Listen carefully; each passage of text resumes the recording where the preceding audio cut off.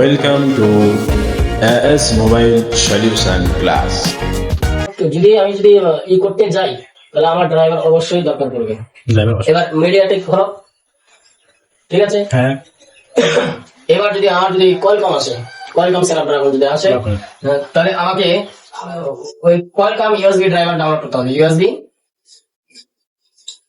USB Qualcomm এখানে CMD লেখা, কোয়ালকমটা এখানে কোয়ালকম লিখতে, এখানে কোয়ালকমের যেটা কি আসবে ওই কোয়ালকমের ইটা আমাকে লিখতে হবে। কোয়ালকম ইউএসবি কোয়ালকম ড্রাইভার, একে সিস্টেম লাগবে, তাহলে এটা মিডিয়া দিচ্ছি কোয়ালকম লিখবে, ঠিক আছে।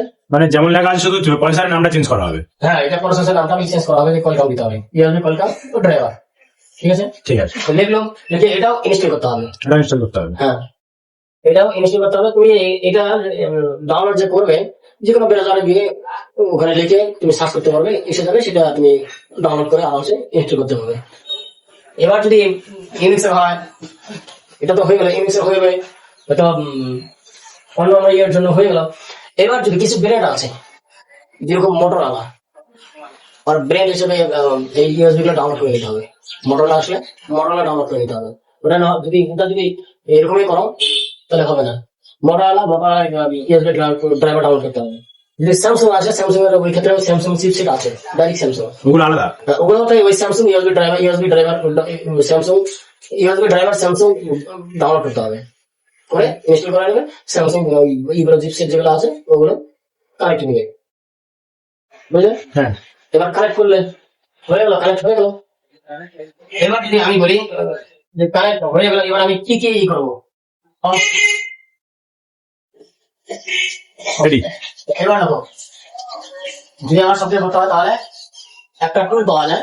টুল পাওয়া যায়। হ্যাঁ, ওই টুলে আমাকে ওয়েবসাইটে একটু বেরোজানে ঢুকতে হবে। হ্যাঁ, ঢুকে ওখানে লিখতে হবে আনলক টুল। কি টুল? আনলক টুল।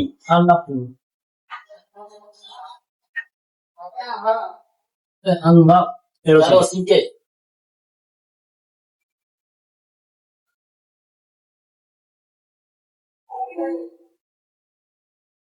সিকে তো হ্যাঁ, এটা TWL আনলক টুল।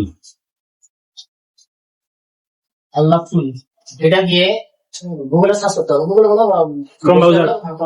সেটাকে সার্চ করতে হবে।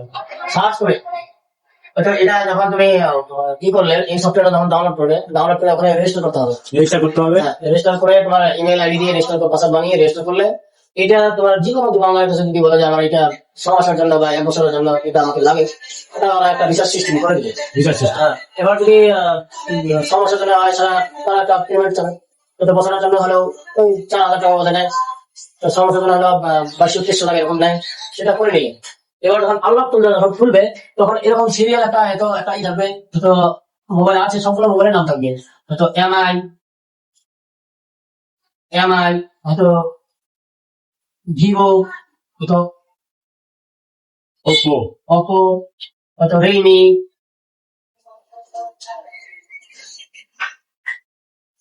ঠিক আছে। হ্যাঁ, এরকম সব ধরনের স্যামসাং যা আছে এগুলো সব সিরিয়াল থাকবে। এবার যদি তুমি হয়তো এমআই গেলে, এমআই ক্লিক করলে, ঠিক আছে, এমআই চলে আসবে। চলে আসার পরে তুমি এখানে কি সিলেক্ট করবে, মডেল সিলেক্ট করবে, মডেল সিলেক্ট করলে এমআই হয়তো 6 এসেছে, এমআই 6 বা এমআই নোট 7 এসেছে, কি করে একটা করলে হলো। যখন একটা ফোন আসবে, যে কোনো একটা সেটা আসবে, সেটা কি করে দেখবে সেটা তো বলেছি। হ্যাঁ, হ্যাঁ, কি করে দেখবে সেটা বলেছি, গুগল থেকে স্ক্যান করে সেটা আর বলতে হবে, সেটা কি করে বলতে সেটা বলছি।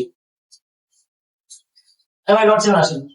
এবার আমি এটা প্রসেসরটা কিভাবে দেখবো সেটা বলেছি, তার মানে হ্যাঁ, এবার সেটা দেখলাম। এবার হলো মিডিয়াটেক এসেছে, তাহলে আমি কি করবো, শুধু মোবাইলটা ওখানে গিয়ে আমি এই দেখি আছে তো এফআরপি লগ এসেছে। যদি এফআরপি আসে, ওখানে লেখা আছে ইরেস এফআরপি, ইউএস এফআরবি। হ্যাঁ এফআরপি লেখা আছে, এফআরপি ইরেস এফআরপি ঠিক আছে, দিলে এফআরপি কেটে যাবে। এবার তোমার যদি এফআরপি কাটলো, এবার যদি তুমি বলো না আমাকে এখানে হার্ড রিসেট করতে হবে, লগ আছে কোনো হার্ড রিসেট করা নাই, তো তোমাকে ইউজার ডাটাটা ফ্যাক্টরি রিসেট থাকে, ইউজার ডাটা থাকে সেটা বেড়ে প্লাস এফআরপি ওখানে থাকে, দুটো ইউজার ডাটা আর এফআরপি দুটো থাকবে।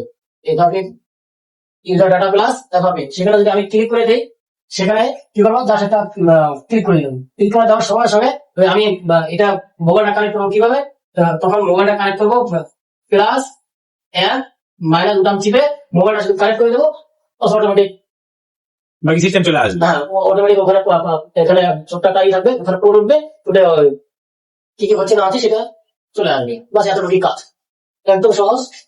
এবার যদি আরো আমাদের ভাইকে বলছি, যদি কারো যদি আমাদের ভাষা হোক, এবার যদি বেঙ্গলি হোক বা যদি হিন্দি দিয়ে হোক, যে কোনো ভাষার যদি লোক আসে ইনশাল্লাহ কোনো টেনশন নেই, সব ভাষা দিয়ে বোঝাতে পারবো। আর যদি কারো যদি দরকার থাকে, যদি না ইচ্ছা আছে যে আমি শিখবো, তাহলে অবশ্যই আমার সাথে যোগাযোগ করতে পারে। ইনশাল্লাহ ডিটেলসে যদি জানতে চান ডিটেলসে জানাবো ইনশাল্লাহ। এবার দেখেন যদি এবার এটা এফআরবি হয়ে গেল, এফআরবিতে গেলাম, এফআরবি করলাম, ফ্যাক্টরি রিসেট করলাম। এবার যদি আমার যদি ফর্মটা যদি আমাকে যদি ক্লাস করতে হয়, এই টোটাল মাধ্যমে আমি কিন্তু ক্লাসে করতে পারবো। যদি এই টোটাল যদি জানতে চাও তাহলে অবশ্যই আমার সাথে যোগাযোগ করতে হবে। ওকে।